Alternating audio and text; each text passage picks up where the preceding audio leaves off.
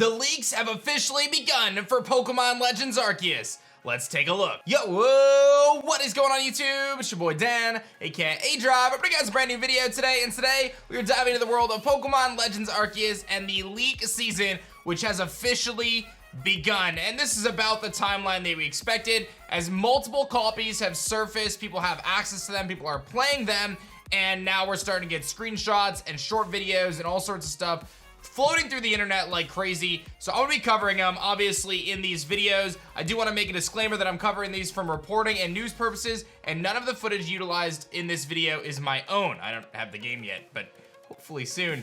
But we're gonna have some fun. We're gonna break it down. I'm gonna give you guys some insight as to what is going on here with Pokemon Legends Arceus, and there's a ton of really cool stuff to break down. So like the video if you guys enjoy it, and subscribe to the channel if you guys are new. It is so crucial that you guys are subscribed with those notifications turned on, because I'm gonna be hitting you guys with crazy leak videos over the next week before the game drops. So if you want all the rundown, all the details, this is the place to be. So make sure you guys subscribe with those notifications turned on. And without further ado, let's dive into the footage. All right, so the first thing we've got here is a couple screenshots from the booting up of the game, and I'll try to go in relatively sequential order. But it's Arceus, and he speaks to you, and he says, "Welcome to my realm, located beyond both time and space. I am what humans call Arceus." And there's a very important message he says here that says, "Seek out all Pokemon, and thou shalt find me once more." So what that means, and this is tying to the Riddler from before, is that it seems as though we do need to complete the Pokedex in this game to ultimately be able to capture Arceus, which is something that we kind of had thought was going to happen.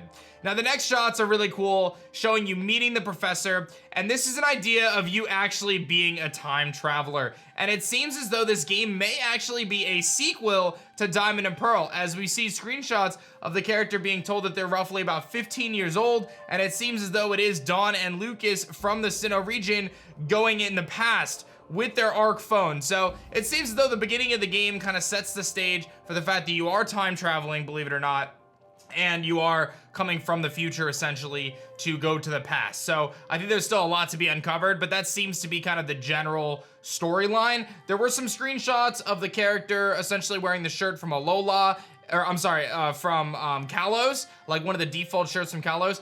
It seems as though you can choose your shirt, and you could potentially wear a shirt from Alola and other options before you kind of get your outfit to fit into the HISUI region. So some pretty cool stuff there.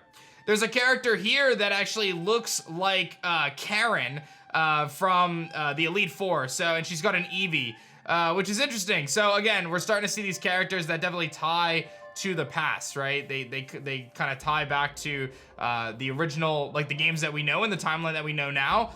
So we're gonna see a lot of these ancestral characters for sure. I should mention also that all the footage so far is coming from Poryleaks, who's thrown their watermark on pretty much everything, which is fine. I'll put a link to their channel and their Twitter in the description below. But here's a shot of the trainer battle actually, which is pretty dope. One of the cool highlights here is the fact that you can actually free move as the trainer.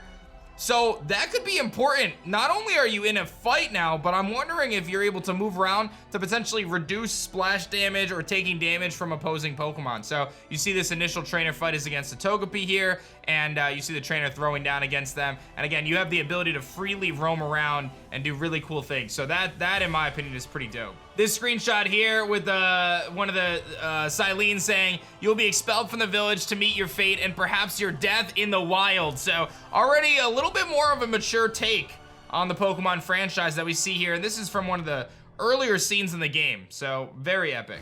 Here's a shot of a trainer looking through the Pokedex and seeing the various Pokemon they've seen. One of the takeaways here is just how many pages are needed. You've got to catch a lot of Togepis, 15 Togepis. You can see kind of some different shots here of the Pokedex and kind of how that plays out as you work to fill the Pokedex, like the region's first ever Pokedex. But as we look at some of those shots there's a lot of tasks here, right? You got to, let's see here. Number of small specimens you find, 7 small ones.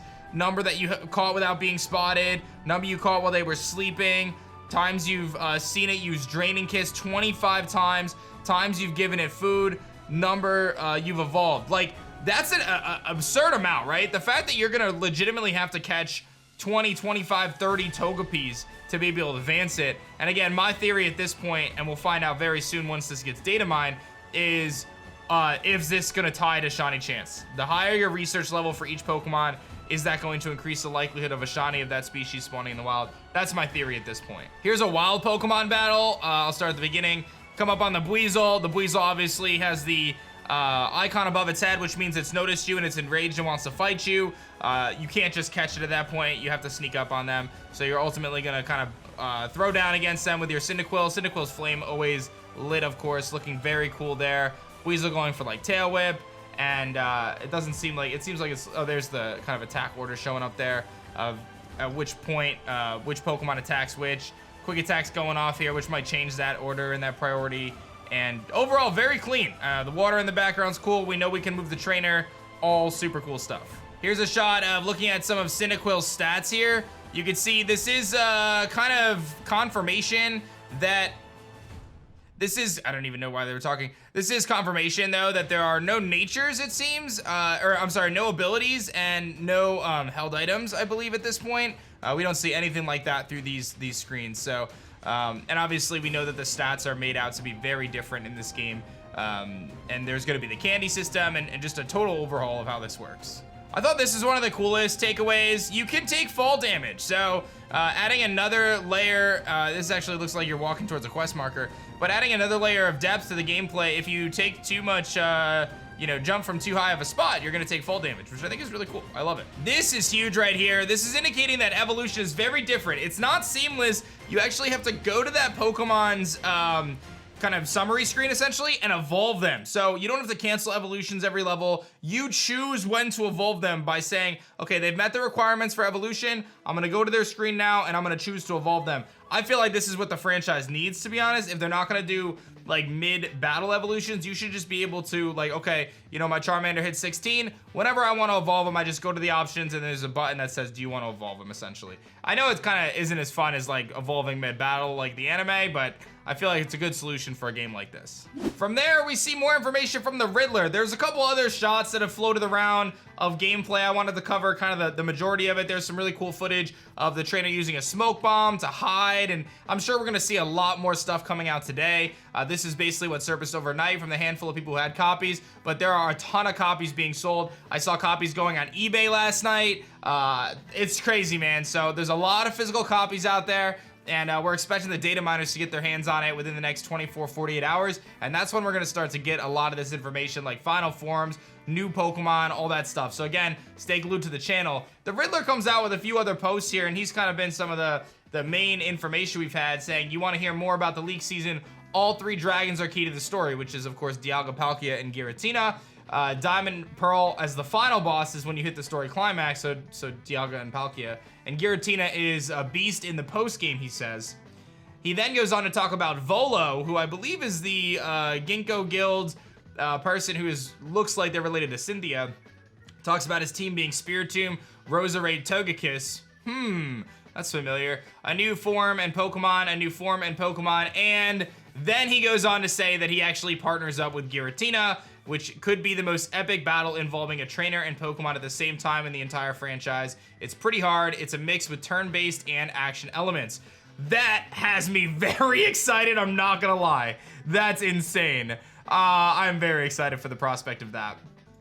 And obviously, this being a single-player game, it seems as though you can catch starters in the wild. So not only do you pick your starter Pokemon, but you're not limited to just that starter, because it seems as though you'll be able to find Cyndaquils and Oshawotts and Rowlets in the wild, obviously, to complete their own dex pages, which I really hope that's true.